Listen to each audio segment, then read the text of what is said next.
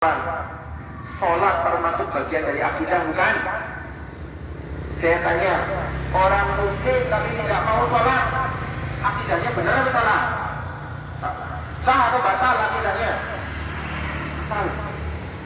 Tidak mungkin ada orang Islam kok tidak mau sholat, akidahnya dipertanyakan. Tidak benar ini akidahnya. Ada Pak Iwan? Muslim tidak sholat? Ada nih, cocok nggak kalau disebut muslim?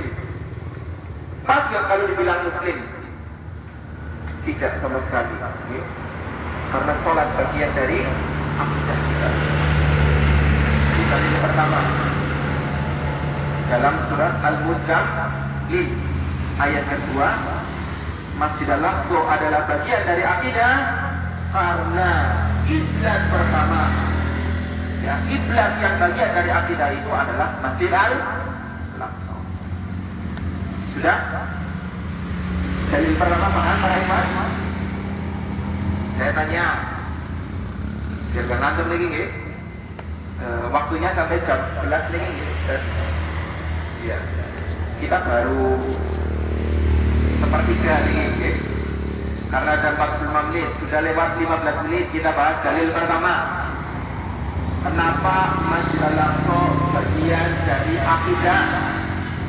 Satu, karena Masjid Al-Aqsa adalah arah kiblat pertama. Sudah paham para ikhwan? Ya. Kiblat pertama di generasi pertama yang di situ dibangun dasar, asas, fondasi utama Islam. Setuju para ikhwan? Setuju? Masjid Al-Aqsa bagian dari akidah? Itu baru dalil pertama. Kita kuatkan dengan dalil kedua. Sudah siap lanjut kedua apa belum ini para ikhwan? Atau sudah terlanjur ngantung ini yang pertama sudah terlalu berat? Habut apa buatan materi pertama? Ya. Saya pengen dengar takbirnya nih. Boleh? Sebelum lanjut kedua nih, nun sewu. Kalau saya memberatkan para ikhwan. Saya ulangi. Saya pengen dengar energinya para ikhwan untuk mendengarkan dalil kedua dengan tes takbir. Takbir. Al-Aqsa. Oke. Semangat ini ya. Lanjut dalil kedua. Kenapa Al-Aqsa bagian dari akidah? Dalil keduanya saya sebut ringkasannya, nanti saya perjelas. Saya sebut ringkasannya bahwa Masjid Al-Aqsa itu disebut dalam Al-Quran dalam jumlah yang sangat banyak, dan Al-Quran itu bagian dari akidah. Saya tanya para ikhwan, Al-Quran bagian dari akidah atau bukan? Setuju atau bukan? Kalau para ikhwan setuju, Al-Quran bagian dari akidah. Mungkin nggak orang Muslim tidak percaya sama Al-Quran? Mungkin nggak? Saya nggak percaya sama Al-Quran. Kitab saya itu yang ada di universitas itu tidak benar-benar apa? Benar. Kebenarannya mutlak. Kalau Al-Quran isinya dongeng-dongeng tok. Kalau ada orang bilang seperti itu, imannya diterima atau benar? Akidahnya benar atau salah? Salah. Dia bukan lagi orang Muslim karena telah meruntuhkan rukun iman, ya, yang pertama satu kepada Allah, dua kepada malaikat, tiga kitab-kitab. Jadi tidak ada mungkin orang Muslim kok tidak percaya sama Al-Quran. Maka Al-Quran bagian dari akidah Islam. Dan sekali lagi saya sebut ringkasannya, Al-Quran membicarakan tentang Masjid Al-Aqsa, alias Masjid Al-Aqsa adalah ayat-ayat di dalam Al-Quran yang bagian dari akidah kita. Setuju para ikhwan? Setuju. Kalau setuju, sebutkan coba, ada nggak Al-Quran yang menyebutkan Masjid Al-Aqsa? Sebutkan para ikhwan. Surat apa? Al-Isra berapa? Ayat pertama. tadi sudah disebutkan oleh Mas siapa sih tadi koniknya? Mas ada syuhada, Mas syuhada, Masya Allah. Syuhada artinya ya orang-orang yang syahid. Ya doakan semoga Mas syuhada meninggalnya dalam kondisi syahid. Amin. Ya, fi sabilillah. Ya, mana Mas syuhada mana? Lagi menyimak di luar ya. Oh ada. Masya Allah, Mas syuhada. Saya doakan juga bapaknya ya. Bapaknya Mas syuhada. Ini bapaknya ini bapaknya. Ini. Bapaknya Mas syuhada. Bang Andi. Satu keluarga aktif semua ini. Masya Allah. Saya doakan juga bapaknya juga ya sebagai bapak dari orang yang syahid. Ini nih bapaknya syuhada sama anaknya. Allahumma amin. Mas syuhada ya Masya Allah bacaannya semoga diberkahi ya, semoga jadi amal jariah, juga menambahkan menurunkan rahmatnya. Allahumma. Surat Al-Isra ayat 1 sebagaimana yang tadi. Terus apa cuma surat Al-Isra yang menyebutkan tentang Masjidil Aqsa? Tadi surat Al-Muzammil termasuk pada diberitakan untuk sholatnya mana? Masjidil Aqsa. Meskipun nggak disebut Masjidil Aqsa tapi berkaitan.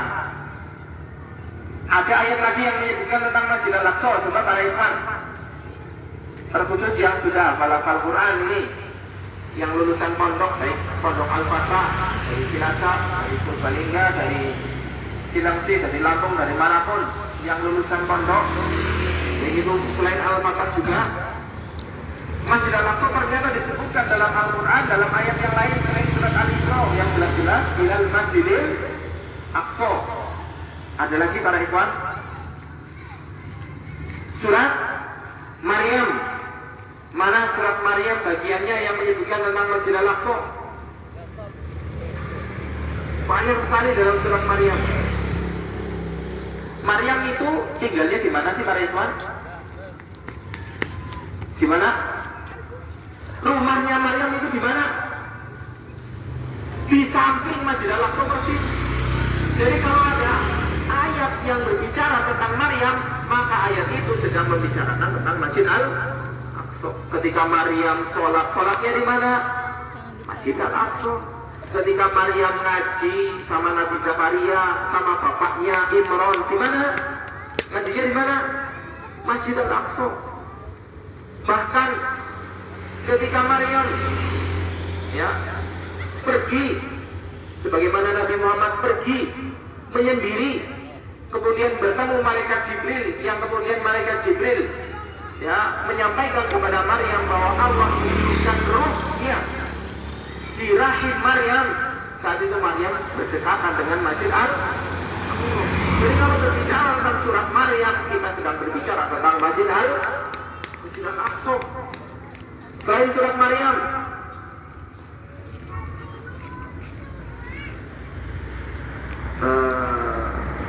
ada surat Ali Imran. Tadi kita ketahui bapaknya Maryam itu siapa? Imran. Ada suratnya tentang Imran khusus. Surat apa namanya? Ali Imran. Ali Imran artinya apa? Keluarga Imran. Berbicara tentang Imran dan keluarganya, pasti berbicara tentang Masjid Al-Aqsa. Di mana rumah Imran? Jadi ada yang namanya Imran? Ada yang namanya Imran, bukan? Ada yang namanya Imran di sini?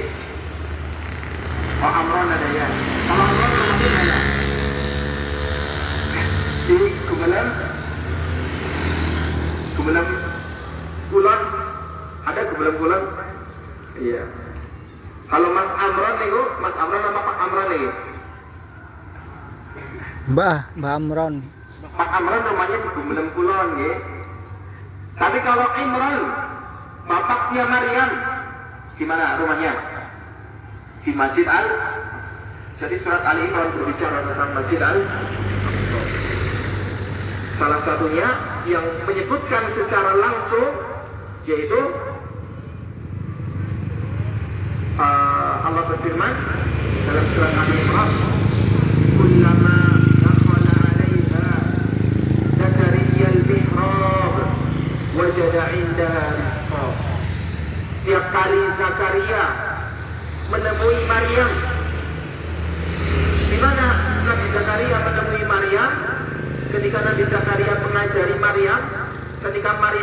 ngaji ke Nabi Zakaria di mana? Di Al-Mihrab. Mihrabnya di mana mihrab ini? Mihrab Masjid Al-Aqsa. Jadi Masjid Al-Aqsa dalam ayat ini disebut kullama dakhala 'alaiha Zakaria al-mihrab. Mihrab apa? Mihrab Masjid Al-Aqsa. Kemudian Nabi Zakaria. Siapa yang tahu kisahnya Nabi Zakaria? Nabi Zakaria itu salah satu kisahnya yang paling terkenal. Beliau itu tidak memiliki keturunan sampai rambutnya beruban tua. Ishta'ala ra'su syaiban. Allah berfirman tentang Nabi Zakaria, rambutnya Nabi Zakaria itu sudah putih, berarti saking tuanya. Orang kalau sudah tua biasanya sakit lagi. Mana kamu badan? Baca alusnya namun ya. Kalau orang sudah tua itu bisa reproduksi nama badan. Reproduksi itu kalau tinggi bahasa biologi. Bisa kalau nikah ya bisa beranak lagi nama badan. Kalau sudah tua biasanya sudah tidak bisa nih. Nabi Zakaria itu sudah putus asa dari muda sampai tua, menikah dengan istrinya pun wakana mraati akhiron, istriku itu mandul, lakinya sudah tua, istrinya mandul. Bisa punya anak mau bukan? Mustahil kecuali dengan izin Allah. Nabi Zakaria berdoa. Di mana Nabi Zakaria berdoa? Di mana? Di Masjid Al-Aqsa. Karena Nabi Zakaria itu imam Masjid Al-Aqsa. Sebagaimana Imran, bapaknya Maryam juga imam dari Masjid Al-Aqsa. Allah berfirman dalam surah Toha, wa huwa qa'imun yusalli fil mihrab, dan dia berdiri salat berdoa di mihrab. Mihrab apa yang dimaksud di sini? Mihrab Masjid Al-Aqsa. Berarti Masjid Al-Aqsa disebut dalam surah Toha ini. Wa huwa qa'imun yusalli fil mihrab. Ikhwan dan akhwat. Para akhwat ini tidak disebut dari tadi, tidak ditanya pada ngantuk Ramadan para akhwat. Sekarang tinggal para akhwat yang saya tanya ya. Kalau dari Pak Ikhwan sudah banyak yang jawab. Para akhwat boleh kirim ke grup ya. Nanti saya tanya nama Ustaz Wadikun mungkin. Wadikun mungkin ada akhwat nanti yang kirim ke grup Niabah Banjarnegara. Sebutkan ayat atau surat lagi yang berbicara tentang Masjid Al-Aqsa. Yang ada kaitannya nggak apa-apa, termasuk insya Allah. Ini tadi para ikhwan ada yang jawab surat Ali Imran, Maryam. Hanya Maryam dari akhwat tadi ya. Ya masalah. Maryam dari akhwat. Kemudian kisah tentang Nabi Zakaria, kisah tentang Maryam, kisah tentang apa? Yang kaitannya dengan Masjid Al-Aqsa. Saya kasih bocoran. Siapa anaknya Nabi Zakaria? Siapa anaknya Nabi Zakaria yang Allah kasih ketika Nabi Zakaria sudah tua bangka dan istrinya dalam kondisi mandul, tapi Allah kasih anak, namanya siapa? Iya, muslimat jawab lagi, masya Allah. Siapa? Nabi Yahya. Langsung ada yang nyebut lagi Nabi Isa juga. Nabi Yahya imam setelah Nabi Zakaria meninggal. Ya bapaknya Yahya dan Zakaria. Zakaria meninggal digorok sama Bani Israel ya. Yang tahu kisahnya Nabi Zakaria digorok di dalam pohon saat beliau lagi sholat, digorok hidup-hidup belah dua Nabi Zakaria sama Bani Israel. Kebiasaan Bani Israel itu ya, yang sekarang menjajah Masjid Al-Aqsa, itu mereka suka membunuh anak-anak, wanita, ibu-ibu. Itu sudah biasa. Para nabi yang Allah utus, para nabi dari kalangan Bani Israel sendiri pun mereka gorok hidup-hidup. Nah, tanya Bani Israel sekarang nabi yang mereka bunuh. Sekarang nabi-nabi sudah tidak ada, dengan pewaris para nabi yang mereka bunuh. Siapa pewaris para nabi? Para ulama. Anak-anak di Gaza itu dari kecil sudah hafal Quran, besarnya jadi ulama. Maka mereka sembelih, mereka bom, mereka bantai sebelum mereka jadi ulama yang nanti akan jadi pewaris para nabi. Wa yaqtuluna an-nabiyina bighairi. Oke, Nabi Zakaria meninggal, kemudian yang menjadi imam Masjid Al-Aqsa itu siapa? Nabi ya. Jadi kalau ada Al-Quran berbicara tentang Nabi Yahya, pasti berbicara tentang Masjid Al-Aqsa. Siapa putranya Maryam? Nabi Isa. Di mana Nabi Isa lahir? Kita itu di sekitaran Masjid Al-Aqsa. Dan kemana Nabi Isa kembali? Ya, di Masjid Al-Aqsa. Di sana Nabi Isa dikeluarkan. Jadi kalau ada Al-Quran yang berbicara tentang Nabi Isa, maka berbicara tentang Masjid Al-Aqsa. Apalagi Nabi siapa lagi yang disebutkan dalam Al-Quran? Nabi Musa. Adiknya Nabi Musa siapa? Nabi Harun. Siapa yang pertama kali membangun Masjid Al-Aqsa? Nabi Adam. Nabi Ibrahim ketika dibakar hidup-hidup. Kemudian ini kisahnya Nabi Ibrahim dibakar hidup-hidup, Allah selamatkan, ya narukuni barda wa salaman ala Ibrahim, apinya itu jadi dingin dan Nabi Ibrahim tidak terbakar. Kemana beliau kemudian lari dari kaumnya, menyelamatkan diri kemana? Ke Masjid Al-Aqsa, ke Baitul Maqdis. Nabi Lut, siapa yang nggak tahu sama Nabi Lut? Yang kaumnya melakukan apa? Homoseksual. Laki senang laki, cewek senang cewek, lesbian, homo, LGBT. Ya, ketika Nabi Lut kaumnya dihujani batu dari langit, kemana Nabi Lut dan orang-orang yang beriman bersama Nabi Lut itu perginya kemana? وَنَجَّيْنَاهُ وَلُوطًا إِلَى الْأَرْضِ الَّتِي بَارَكْنَا فِيهَا لِلْعَالَمِينَ. Ke Masjid Al-Aqsa. Sebutkan para nabi, para ikhwan. Sebutkan semua para nabi, semuanya hidup di Baitul Maqdis sekitaran Masjid Al-Aqsa. Dan semua para nabi kisahnya ada di mana? Di Al-Quran. Jadi saya kembalikan lagi. Masjid Al-Aqsa itu bagian dari Al-Quran. Dan Al-Quran isinya kisah para nabi, yang para nabi semuanya itu hidup di Masjid Al-Aqsa.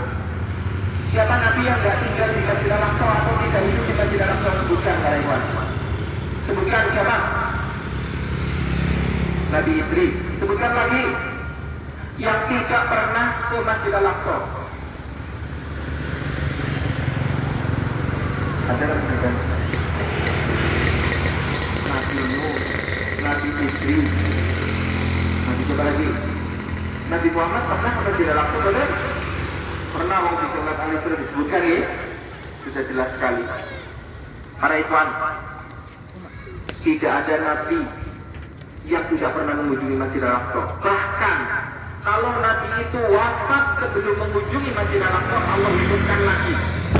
Allah hidupkan lagi untuk sholat di Masjid Al-Aqsa. Apa kejadiannya? Ketika malam Lailatul Isra Mi'raj,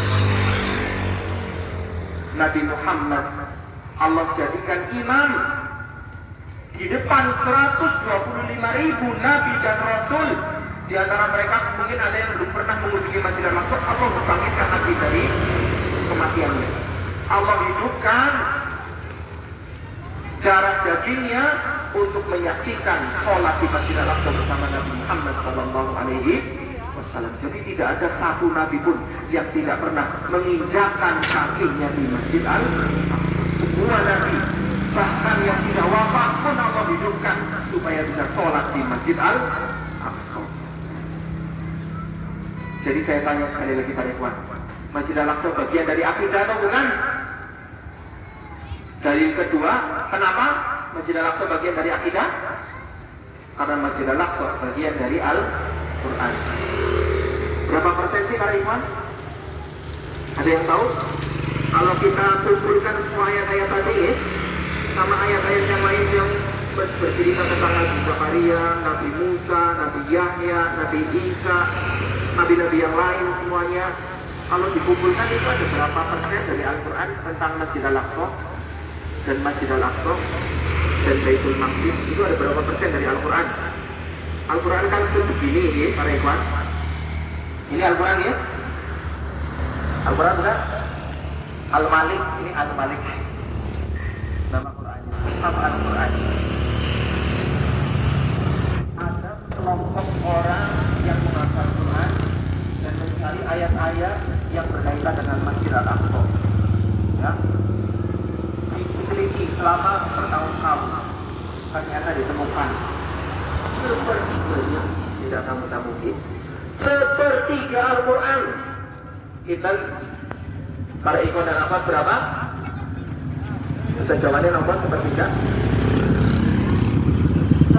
Mungkin ada yang kalau bahasa Indonesia mengatakan bisa dipahami. Kalau bahasa Banjarnya nomor